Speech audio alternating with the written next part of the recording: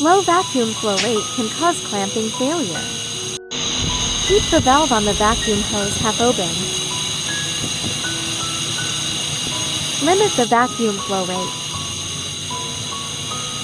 Simulate whether the vacuum cable can work, normally under low vacuum flow rate conditions. Vacuum air will gradually enter the air storage chamber inside the vacuum cable.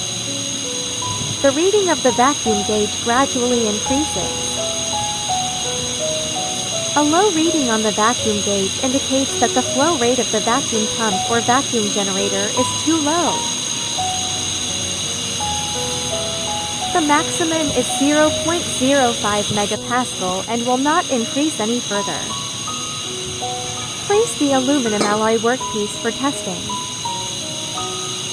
When the switch is turned on, the reading of the vacuum gauge immediately drops to 0.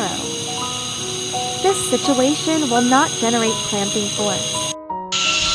Turn on the switch on the vacuum hose completely.